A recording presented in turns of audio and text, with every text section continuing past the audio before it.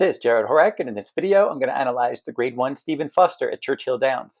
And if you're interested in a free pick each day, go over to my website, therunawayhorse.com, and click on the Better Bets Free Picks tab at the top of my homepage, and you'll get a free pick from around the country each day. And my full cards resume Stephen Foster Day at Churchill, Saturday, June 28th. I'm covering all 12 races at Churchill, wagering strategies for each race, plus double pick 3, pick 4, pick 5, and pick 6 tickets as well. And you'll find those full cards at therunawayhorse.com on my buy cards page. And the other full cards that I'm going to be covering, 4th of July week at Saratoga, July 3rd through 6th. I'm also going to be covering full cards at Saratoga, July 10th through 13th. Then I'm going to switch gears, go over to the West Coast for the Del Mar Summer Meet from July 18th through September 7th. And for those Del Mar full cards each day, including individual full cards, weekly and weekend packages, or the entire meet. And I'm also going to be doing select Saturdays at Saratoga this summer. So runawayhorse.com on my buy cards page, and you'll find my full card schedule. You can pre-purchase those full cards. And for my full cards, they will be available 1 to 2 days before race day. Now we're going to analyze the Stephen Foster, and it goes as the 11th race at Churchill on Saturday, June 28th. The Grade 1 $1 million Stephen Foster Stakes. This race is for 4-year-olds and up. They're going to be traveling 1 1/8 miles on the main track.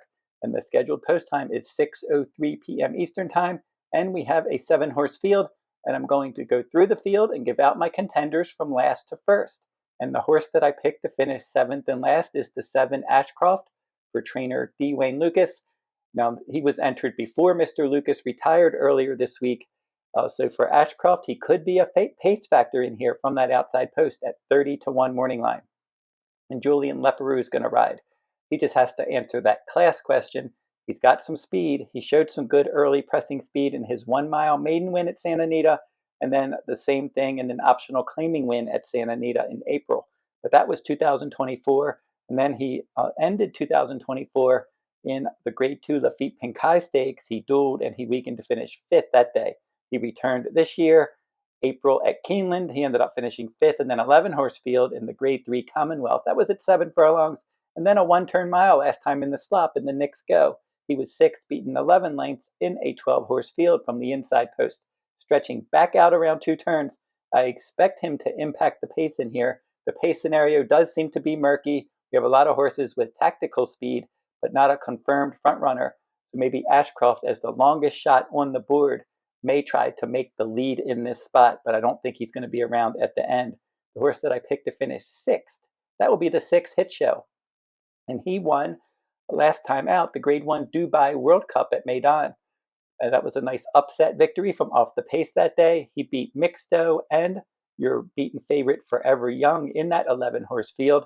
And now he's back in North America. He's 2 for 5 at Churchill Downs, and he's won 4 races at this 1 1/8 distance from 9 starts with a runner-up finish. And typically when Hit Show runs in North America, he's more of a Grade 2, Grade 3 type. So now he's going to have to elevate his game. Now, he did elevate his game in the Dubai World Cup, but now he's got to come back here, and we'll see how he does in his first start back in America.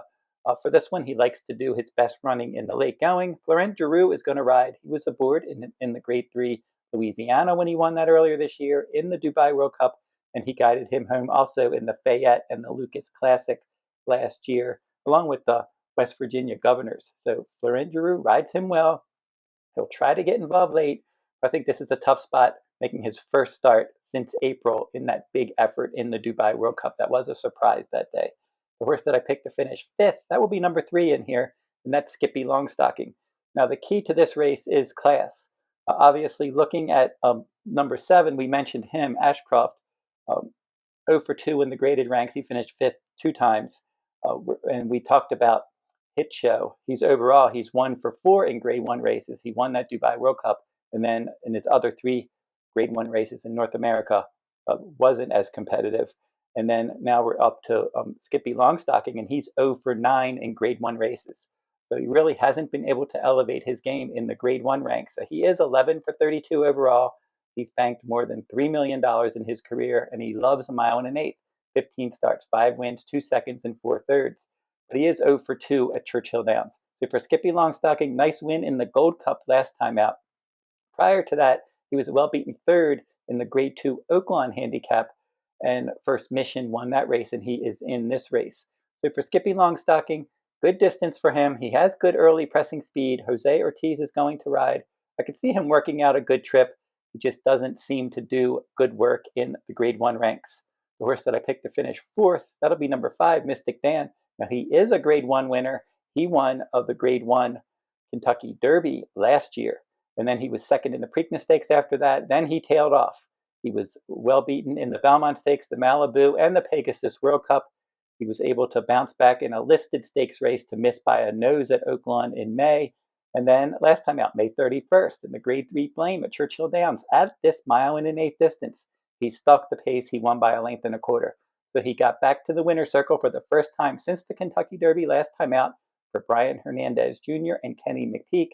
And typically when he wins, he'll save ground stalking the pace, and then he'll just scoot up the inside, just like he did in the Grade 3 Southwest Stakes and Kentucky Derby last year, and then the Grade 3 Blame last time out. So will he be able to work his way over to the inside and get that kind of trip in here? He's 3 for 4 at Churchill Downs. He's 1 for 3 with a show finish at 1.125 miles. And if he can work out the right trip and elevate his game in his third start after a layoff, maybe he can be competitive in this spot.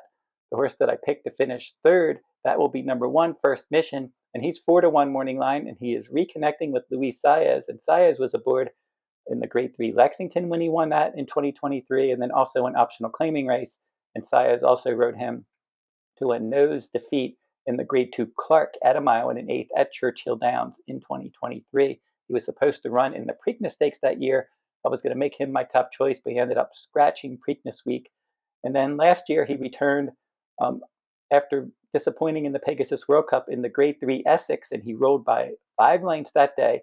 And then he won the Grade 2 Alysheba at Churchill by 4 lengths. Then he ran in the Grade 1 Stephen Foster last year, and he was the favorite, and he was able to get out there and be part of the pace, but then he ended up splitting an 8-horse field from post 2, and Skippylongstocking was third that day. And then the Grade 1 Whitney, he was up the track, and then he returned from a layoff. The Grade 3 Razorback this year in February, he missed by a neck. That was a good effort off the layoff. And then the Grade 2 Oaklawn handicap, he put it all together last time at 1.125 miles, and he stalked and he scored by 2 lengths under Flavien Prat. Now Prat jumps over to Sierra Leone. He typically rides that one. So for First Mission, reconnecting with Saez in here. He's got the inside post. He's got early pressing speed. He's 1 for 3 at Churchill, and he's 2 for 6 at this distance. The big key for him is, will he be able to step into the Grade 1 ranks and do something, because he is 0 for 3 with 0 top 3 finishes in Grade 1 races. And that's the reason that I didn't pick him on top. I considered him for a long time, but I'm just concerned, just like he did last year when he came into this race so sharp and he just wasn't able to elevate his game. I think this might be a better field this year in the Stephen Foster. So we'll see what he can end up doing. The horse that I picked to finish second is the 2 Mindframe, and I thought a long time about putting him on top. And he is 2 for 2 at Churchill Downs. He's never finished out of the exacta. 6 starts, 4 wins, 2 runner-up finishes. He handles a wet track, he's 2 for 2.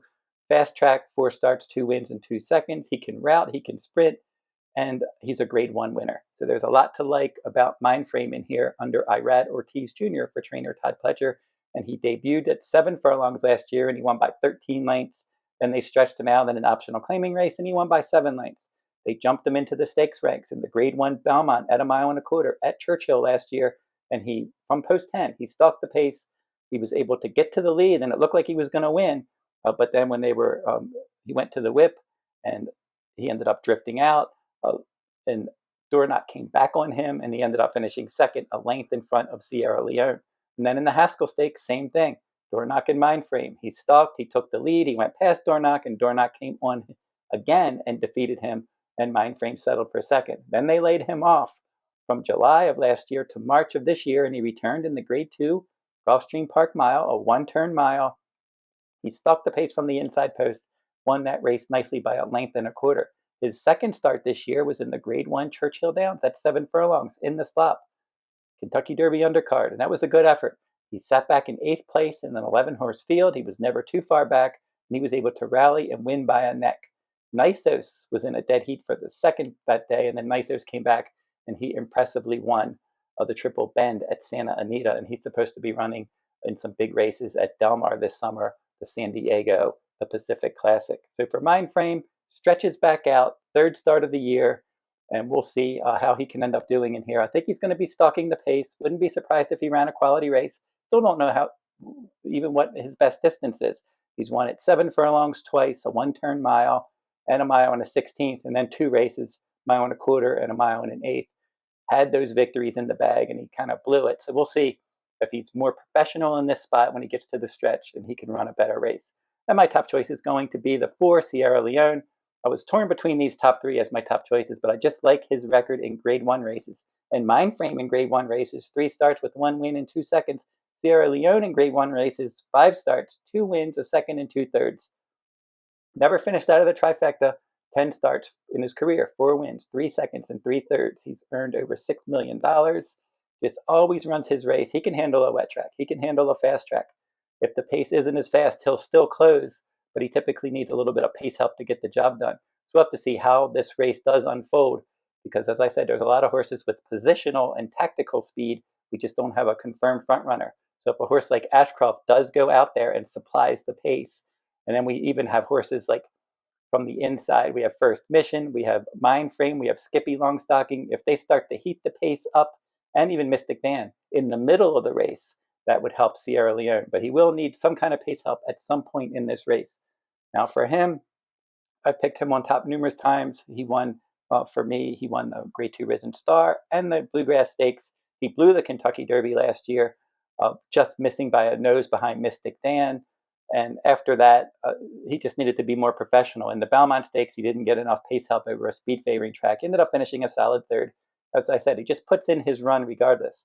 Travers Stakes, he put in a good late run, couldn't quite get to Fierceness and Torpedo Anna. And then in the Breeders' Cup Classic, he got pace help as my top choice at 6-1. He was able to rally from post 11 and win that one nicely over Fierceness and Forever Young. They were both next out stakes winners. And then Sierra Leone debuted this year as the big favorite. That was in the Grade 2 New Orleans Classic at Fairgrounds in March at a mile and an eighth. But the problem was it was only a 5-horse field. Now that started out as a 10-horse field, 5 horses scratched, including a whole bunch of stakes speed horses that day. So all of the speed scratched out of the New Orleans. That left Touch Upon a Star and Hall of Fame as the controlling speeds, and they just went 1-2 all the way around. Sierra Leone well clear of the rest in 3rd. He hasn't run since then, but he's worked 12 times since then. So just keeps working right along. This was always the plan. Wait for the Stephen Foster, have him fresh for the second half of the year, and maybe he can start off the second half of the year with a Grade 1 win. This is a win and you're in for the Breeders' Cup Classic. So I would expect Sierra Leone targeting the Breeders' Cup Classic again to start getting better as the year progresses. We'll see if this is the spot. I'm pretty sure he's going to finish somewhere in the top 3. If he gets enough pace help, he can win. Also, as I said, from the inside, if the pace isn't as quick, horses like First Mission and Mindframe can win as well. So that'll wrap up my look at the Stephen Foster. On Sunday, I'm going to be doing another video from Churchill, the Maxfield Stakes. That's closing day of the Churchill meet on Sunday, June 29th. So look for that handicapping video most likely tomorrow night. I'll be doing that one as well on my channel. A lot of videos from Del Mar and Saratoga planned this summer and some other stuff as well. So keep checking out my channel, and that will wrap up this video. And until I see you next time, good luck at the race.